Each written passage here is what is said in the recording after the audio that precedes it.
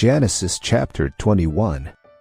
The birth of Isaac. Now the Lord was gracious to Sarah as he had said, and the Lord did for Sarah what he had promised. Sarah became pregnant and bore a son to Abraham in his old age, at the very time God had promised him. Abraham gave the name Isaac to the son Sarah bore him. When his son Isaac was 8 days old, Abraham circumcised him, as God commanded him. Abraham was 100 years old when his son Isaac was born to him.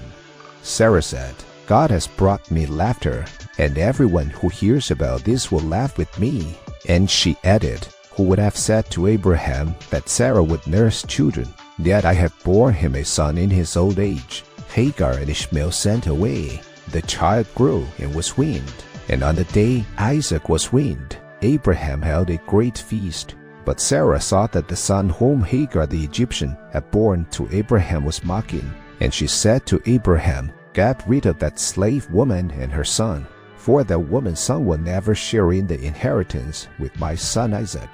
The matter distressed Abraham greatly because it concerned his son. But God said to him, "Do not be so distressed about the boy and your slave woman. Listen to whatever Sarah tells you, because it is through Isaac that your offspring will be reckoned. I will make the son of the slave into a nation also, because he is your offspring."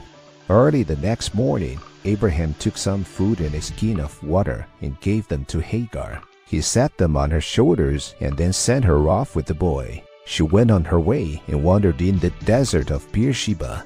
When the water in the skin was gone, she put the boy under one of the bushes. Then she went off and settled it down about a bowshot away, for she thought, "I cannot watch the boy die." And as she settled it there, she began to sob. God heard the boy crying, and the angel of God called to Hagar from heaven and said to her, "What is the matter, Hagar? Do not be afraid.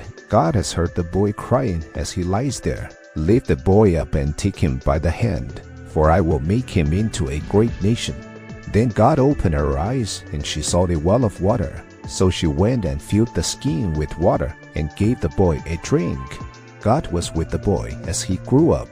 He lived in the desert and became an archer. While he was living in the desert of Paran, his mother got a wife for him from Egypt.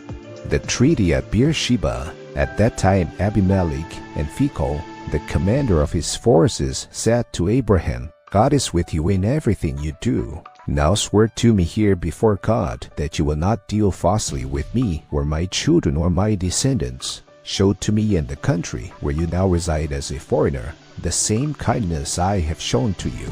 Abraham said, "I swear it." Then Abraham complained to Abimelech about a well of water that Abimelech's servants had seized. But Abimelech said, "I don't know who has done this. You did not tell me, and I heard about it only today." So Abraham brought sheep and cattle and gave them to Abimelech.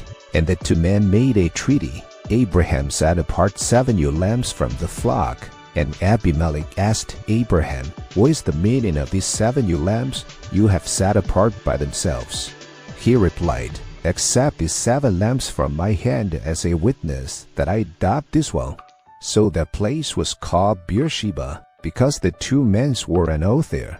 After the treaty had been made at Beersheba, Abimelech and Phicol, the commander of his forces, returned to the land of the Philistines. Abraham planted a tamarisk tree in Beersheba, and there he called on the name of the Lord, the eternal God. And Abraham stayed in the land of the Philistines for a long time.